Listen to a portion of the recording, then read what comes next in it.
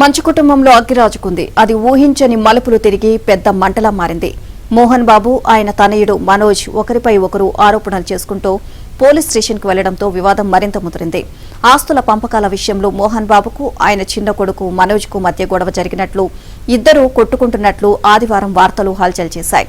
ఇదంతా నిజం కాదని, అబద్దపు వార్తలు ప్రచారం చేయొద్దని మోహన్ బాబు ట్విట్టర్లో ప్రకటించిన కొన్ని గంటలకే బంజారాహిల్స్ లోని ఓ ప్రైవేట్ ఆసుపత్రిలో మెడికల్ లీగల్ సర్టిఫికేట్ చేయించిన మనోజ్ ఆ మెడికల్ రిపోర్టులతో సహా వెళ్లి పహాడీ షరీఫ్ పోలీసులకు ఫిర్యాదు చేశారు.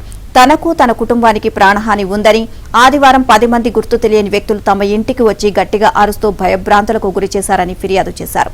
వారిని అడ్డుకునే సమయంలో తను దాడి చేశారని, ఇక ఇంటి ఆవరణంలోని సీసీటీవీ ఫుటేజీలు ఎత్తుకు వెళ్లారని, దుండగులను పట్టుకుని చట్టప్రకారం శిక్షించాలని మనోజ్ ఫిర్యాదులు పేర్కొన్నారు.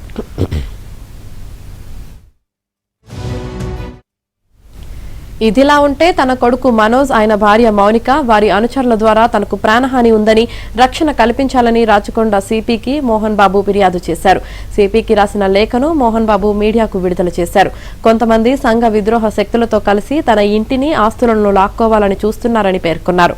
తన కొడుకు మనోజ్, కోడలు మౌనిక ప్లాన్ ప్రకారమే ఇదంతా జరుగుతున్నట్లు నమ్ముతున్నట్లు వెల్లడించారు. తను 78 ఏళ్ల సీనియర్ సిటిజన్ అని, తనకు రక్షణ కల్పించాలని అభ్యర్థిస్తున్నట్లు సిపికి రాసిన లేఖలో మోహన్ బాబు పేర్కొన్నారు. తన తండ్రి, అన్న విష్ణు అనుచరులు తనపై దాడి చేశారని, మనోజ్ పోలీస్ స్టేషన్ కు వెళ్లడం, మనోజ్ దంపతుల వల్లనే తనకు ప్రాణహాని ఉందని మోహన్ బాబు సిపికి లేఖ రాయడం లాంటి ఊహించని మలుపులతో కథ క్లైమాక్స్ కు చేరింది. అసలు మోహన్ బాబు ఇంట్లో ఏం జరుగుతోందని అటు సినీ అభిమానుల్లో, ఇటు ఇండస్ట్రీలో తీవ్ర చర్చ జరుగుతోంది. రైట్, ఇక దీనికి సంబంధించి పూర్తి సమాచారం మా ప్రతినిధి ప్రవీణ్ అందిస్తారు. ప్రవీణ్, మంచు కుటుంబంలో వివాదాలకు సంబంధించి ఇప్పటికే ఊహించని మలుపు తిరిగిందని చెప్పాలి. స్వయంగా మంచు మనోజు పోలీస్ స్టేషన్ కు వెళ్లి కంప్లైంట్ చేయడంతో ప్రస్తుతం పోలీసులు కూడా కేసు నమోదు చేసి ఇన్వెస్టిగేషన్ కూడా కొనసాగిస్తున్నటువంటి పరిస్థితి కనపడుతుంది.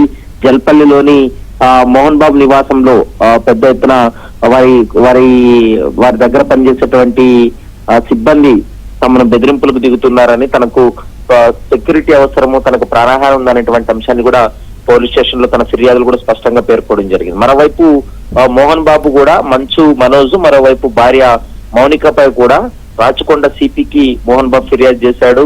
ఎందుకంటే తను 75 సంవత్సరాల సీనియర్ సిటిజన్ అని, తన ఇంటికి వచ్చి తన సిబ్బందిని బెదిరింపులకు దిగడమే కాకుండా వారి నుంచి తనకు ప్రాణహాని ఉంది కాబట్టి భద్రత కల్పించాలంటూ కూడా అందులో స్పష్టంగా పేర్కోవడం జరిగింది.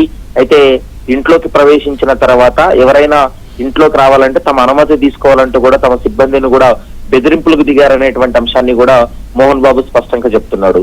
కానీ ఇదంతా కూడా ఆస్తులకు సంబంధించినటువంటి గొడవల నేపథ్యంలోనే వీరిపై ఈ గొడవలు స్టార్ట్ అయ్యాయనేటువంటి అంశాన్ని ప్రస్తుతం అయితే సోషల్ మీడియా వేదికగా పెద్ద ఎత్తున చర్చ జరుగుతున్నటువంటి నేపథ్యంలో కొద్ది నిమిషాల క్రితమే మోహన్ బాబు ఫిర్యాదు పైన కూడా మంచు మనోజ్ స్పందించడం జరిగింది.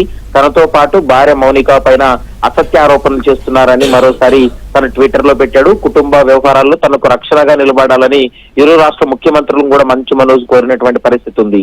కుటుంబ ఆస్తుల కోసం నేను ఎప్పుడు ఆశపడలేదు, కుటుంబ గౌరవాన్ని కాపాడేందుకు ప్రతిసారి ప్రయత్నం చేశాను, కానీ ఈ వివాదాల్లో తన కూతురును తీసుకురావడం చాలా బాధాకరమైనటువంటి అంశాన్ని కూడా తాను ట్వీట్ చేయడం, తర్వాత 2 రాష్ట్ర ప్రభుత్వాలకు కూడా లేఖ రాసినటువంటి పరిస్థితి కనపడుతుంది.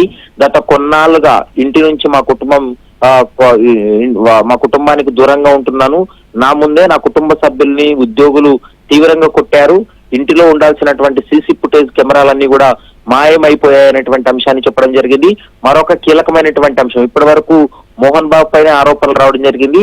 ఇప్పుడు మంచు విష్ణు పై కూడా మంచు మనోజ్ ఆరోపణలు చేయడం జరిగింది. విష్ణు దుబాయ్ కి ఎందుకు వెళ్ళాడో అందరికీ తెలుసు. విష్ణు అనుచరులే సీసీ ఫుటేజ్ మొత్తాన్ని కూడా మాయం చేయడం, ఇంటిలో ఉన్నటువంటి సీసీ కెమెరాలన్నింటినీ విజయరెడ్డి, కిరణ్ రెడ్డి తీసుకొని వెళ్లిపోయారనేటువంటి అంశాన్ని కూడా స్పష్టంగా అందులో రాశారు. నేను ఆస్తుల కోసం ఎప్పుడు ప్రాకలాడలేదనేటువంటి అంశాన్ని కూడా అందులో పేర్కొన్నారు. కాబట్టి ఇరు ఫిర్యాదులకు సంబంధించి పోలీసులు ఎలాంటి నిర్ణయం తీసుకోబోతున్నారనేది మాత్రం చూడాలి. కేవలం విద్యా సంస్థల్లో జరుగుతున్నటువంటి అక్రమాలు పైన నిలదీయడంతో ఈ గొడవలు జరిగినట్లు ప్రస్తుతం మంచు మనోజ్ అయితే చెప్తున్నారు. Yamini, right, thank you Praveen.